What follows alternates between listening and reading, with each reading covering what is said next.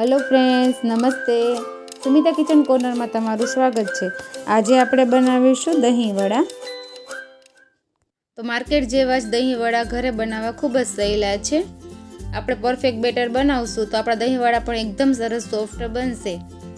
તો આપણે બે પ્રકારે દહીં વડા બનાવીશું, એક ફ્રાય કરીને બનાવીશું અને એક ફ્રાય કર્યા વગર બનાવશું।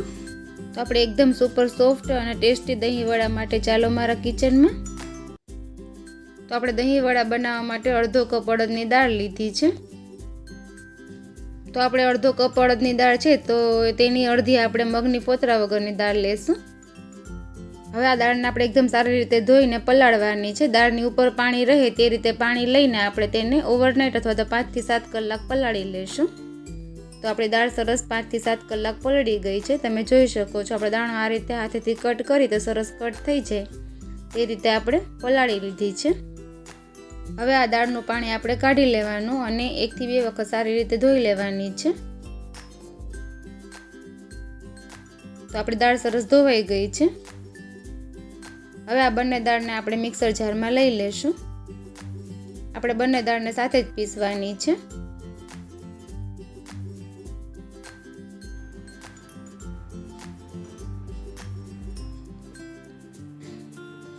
હવે આ વડાનું બેટર આપણે ઠીક જ રાખવાનું છે, જાડું રાખવાનું છે, તેને પાતળું નથી કરવાનું। તો આપણે જોઈને પાણી એડ કરશું દાળ પીસવામાં। આપણી દાળ સરસ પીસાઈ ગઈ છે। આપણે આ રીતે સ્મૂથ બેટર બનાવવાનું છે। તો આપણા વડા એકદમ સોફ્ટ થાય તે માટે આપણે આ બેટરને એકદમ સ્મૂથ બનાવવાનું છે। તો આપણે હાથની મદદથી તેને વિસ્ક કરશું અથવા તો કોઈ વિસ્કર હોય તેની મદદથી આપણે એક જ ડાયરેક્શનમાં તેને વિસ્ક કરવાનું છે। આ પ્રોસેસ લગભગ આપણે 10 થી 12 મિનિટ કરવાની છે। આ રીતે કરવાથી આપણી બેટરમાં એકદમ સરસ હવા ક્રિએટ થાય છે અને તે એકદમ ફ્લફી બની જાય છે। આપણે વડા બનાવવા માટે બેટરને ફોર્મેટ કરવું પડે છે, તેમાં આથો લાવવો પડે છે। આથો લાવવા માટે આપણે બેટરને 2 થી 3 કલાક રેસ્ટ માટે રાખવું પડે છે। આપણે અહીં ઇન્સ્ટન્ટ દહીં વડા બનાવવાના છે તો આપણે આ પ્રોસેસ કરવી ખૂબ જ જરૂરી છે। આ રીતે કરવાથી તેમાં સરસ એર પોકેટ્સ બને છે અને આપણા વડા એકદમ સરસ ફ્લફી અને સોફ્ટ થાય છે। આપણું બેટર પરફેક્ટ બન્યું છે તે ચેક કરવા માટે આપણે બાઉલમાં પાણી લઈશું, તેમાં આપણે થોડુંક બેટર આ રીતે નાખશું। હવે આપણે જે બેટર એડ કર્યું હતું તે પાણીમાં આ રીતે સરસ તરે છે તો આપણું બેટર પરફેક્ટ છે। જો આ રીતે બેટર ન તરે ને તળિયે બેસી જાય તો તમારે થોડુંક વધારે ફેટવાનું। તમે જોઈ શકો છો આપણા બેટરનો કલર પણ એકદમ સરસ ચેન્જ થઈ ગયો છે। આપણે આ રીતે ક્રીમ જેવું બેટરને ફેટી લેવાનું છે। હવે આપણે વડાને એકદમ સરસ ટેસ્ટી બનાવવા માટે 1 ચમચી ક્રશ કરેલા આદુ મરચાં એડ કરશું। આપણે તેને એક જ ડાયરેક્શનમાં મિક્સ કરવાનું છે। સ્વાદ પ્રમાણે મીઠું એડ કરશું। હવે આપણે વડા માટેનું બેટર તૈયાર છે। હવે આપણે વડા તળીને ડાયરેક્ટ પાણીમાં જ કાઢવાના છે। તો આપણે મોટા બાઉલમાં પાણી લઈ લેશું, તેમાં આપણે અડધી ચમચી મીઠું એડ કરશું, 1 નાની ચમચી હિંગ એડ કરશું। આ પાણી રૂમ ટેમ્પરેચર જ છે। એકદમ સારી રીતે મિક્સ કરી લેશું। હવે આપણે વડા તળવા માટે તેલ ગરમ થઈ ગયું છે। ગેસની ફ્લેમ આપણે એકદમ સ્લો જ રાખવાની છે। હવે આપણે થોડું બેટર હાથમાં લઈને આ રીતે તેલમાં એડ કરશું। આ રીતે આપણે એક એક કરીને બધા વડા બનાવી લેશું।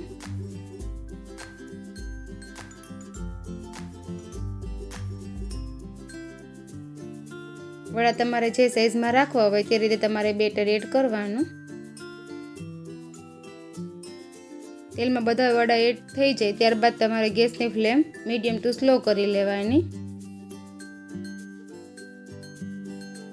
આપણે જારાની મદદથી થોડા વડાને આ રીતે તેલમાં ફેરવી લેશું।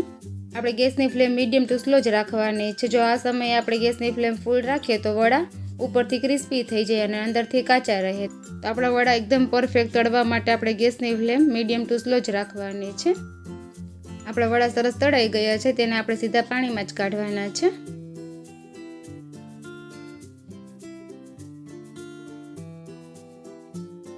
આપણે બધા વડાને પાણીમાં કાઢી લેશું। આ વડાને આપણે પાણીમાં 8 થી 10 મિનિટ પલળવા દેશું। ત્યાં સુધીમાં આપણે ફ્રાય કર્યા વગરના વડા બનાવી લેશું। તો ઘણા લોકોને ફ્રાય કરેલા વડા પસંદ ન હોય તો તેને આપણે ફ્રાય કર્યા વગર પણ બનાવી શકાય। તો આપણે ફ્રાય કર્યા વગરના વડા અપમ પેનમાં બનાવીશું। તેને આપણે તેલથી ગ્રીસ કરી લેશું. હવે તેના બધા ખાનામાં આપણે ચમચીની મદદથી બેટર એડ કરશું. આપણે ખાનામાં હાફ બેટર ભરવાનું છે. ગેસની ફ્લેમ મીડિયમ ટુ સ્લો રાખીને તેને ઢાંકી દઈશું. 2 થી 3 મિનિટમાં આપણા વડા એક સાઈડ સરસ કૂક થઈ ગયા છે. તેને આપણે પલટાવી લઈશું. તેને આપણે ફરી ઢાંકી દઈશું. આપણા વડા બીજી સાઈડ પણ સરસ કૂક થઈ ગયા છે. તેને આપણે પાણીમાં કાઢી લઈશું.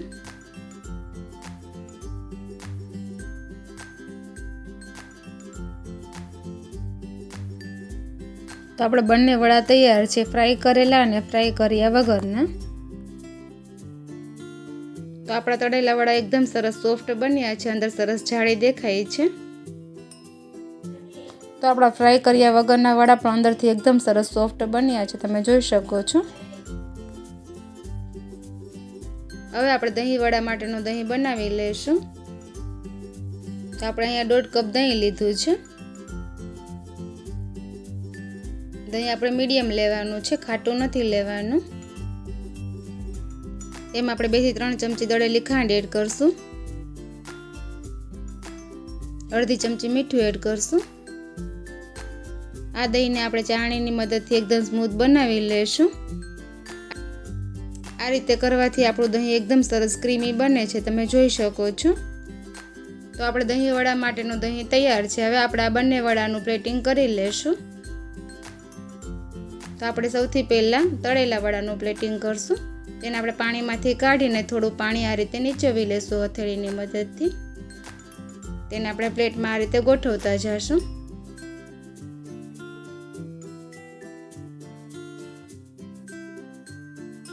તેના ઉપર આપણે દહીં એડ કરશું.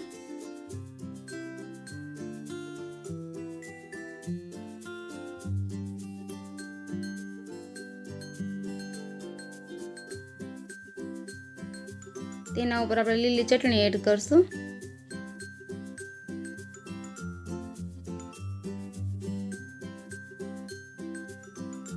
આંબલીની ખાટી મીઠી ચટણી એડ કરશું.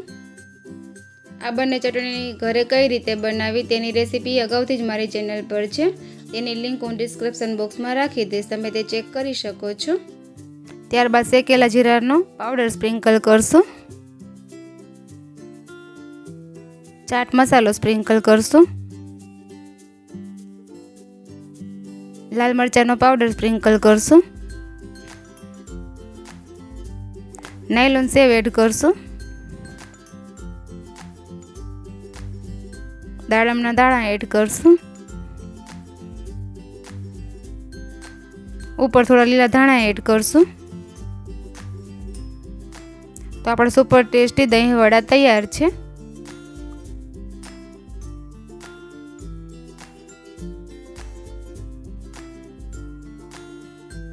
હવે આપણે તળિયા વગરના વડાનું પ્લેટિંગ કરી લઈશું. તેને આપણે હથેળીમાં લઈને આ રીતે થોડું પાણી નીચેવી લઈશું. આ રીતે આપણે બધા વડા પ્લેટમાં લઈ લઈશું.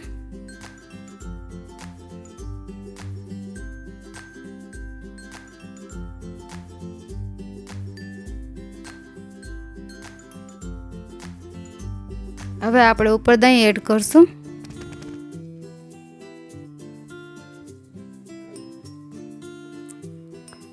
ઉપર લીલી ચટણી એડ કરશું.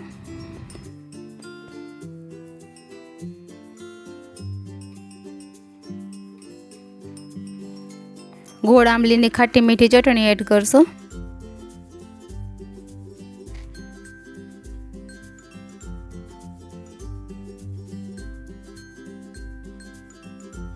શેકેલા જીરાનો પાવડર સ્પ્રિંકલ કરશું.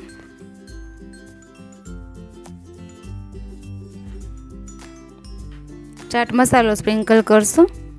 લાલ મરચાંનો પાવડર સ્પ્રિંકલ કરશું.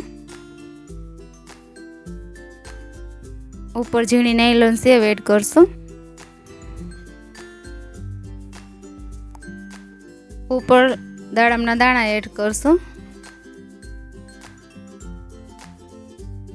ઉપર લીલા ધાણા એડ કરશું. તો આપણા સુપર ટેસ્ટી અને હેલ્ધી ફ્રાય કર્યા વગરના દહીં વડા તૈયાર છે. તો આપણા સુપર સોફ્ટ અને ટેસ્ટી દહીં વડા તૈયાર છે. જો રેસીપી ગમી હોય તો તમે પણ જરૂરથી ટ્રાય કરજો અને તમારા અનુભવ મને કોમેન્ટ બોક્સમાં જરૂરથી શેર કરજો. અને આવી જ નવી રેસીપી માટે મારી ચેનલને લાઇક, શેર અને સબસ્ક્રાઈબ જરૂરથી કરી દેજો. Bye bye friends. ફરી મળીશું એક નવી રેસીપી સાથે. Thank you for watching. તો ફ્રેન્ડ્સ, તમને મારી રેસીપીઓ પસંદ આવતી હોય તો મારી ચેનલને લાઇક, શેર અને સબસ્ક્રાઇબ જરૂરથી કરી દેજો અને બાજુમાં બેલ આઇકનને પ્રેસ કરજો જેથી મારા આવતા વિડીયોની નોટિફિકેશન તમને મળતી રહે. Bye bye friends.